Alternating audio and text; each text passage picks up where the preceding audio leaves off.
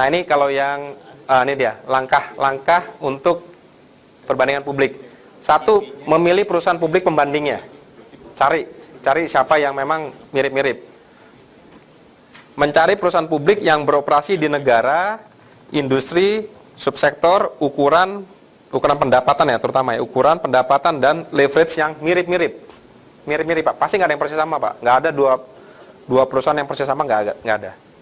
Kalaupun tidak adanya misalnya satu negara Pak, ya sudah, negara yang berbeda.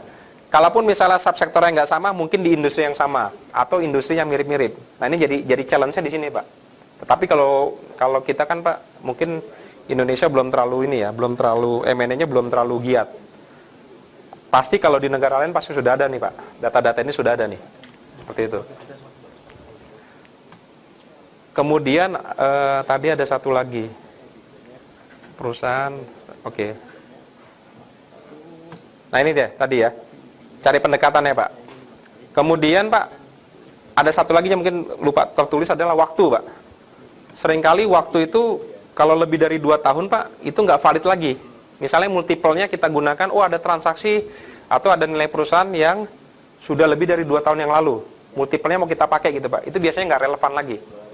Gitu loh. Makanya kita harus cari yang maksimal 2 tahun di belakang. Nah ini juga biasanya Pak penyusunan akuntansi yang tadi Pak ya, kita melakukan beberapa adjustment supaya kita seringkali ini Pak yang tadi Pak masalah apa ya, masalah pendapatan, masalah kerugian. Contoh nih Pak, pendapatan kerugian, pendapatan contohnya. Mungkin perusahaan itu pada suatu saat profitnya bagus sekali, tetapi dengan cara apa dia?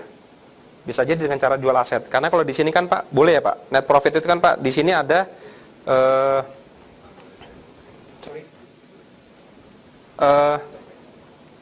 pendapatan lain Pak ya, betul. Non operating revenue Pak ya, ya. Jadi bukan revenue, ini kan operating revenue nih Pak. Operating revenue dengan cara apa? Jual produk, jual jasa gitu Pak ya. Tiba-tiba dia net profitnya melonjak.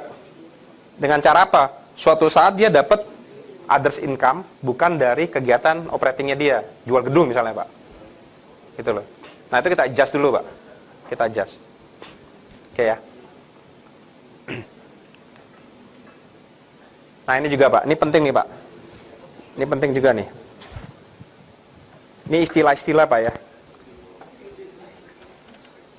Menghitung pengkalian nilai, umumnya menilai rasio dengan 3 model waktu. Nah ini Pak, 3 model waktunya Pak ya.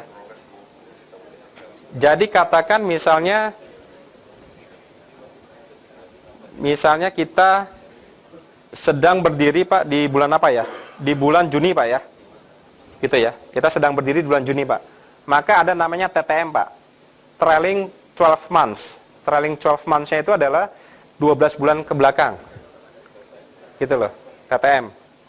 Jadi begini, misalnya ditanya, memangnya angka performansinya dia ini seperti apa sih 1 tahunnya? Pertanyaannya 1 tahun yang mana?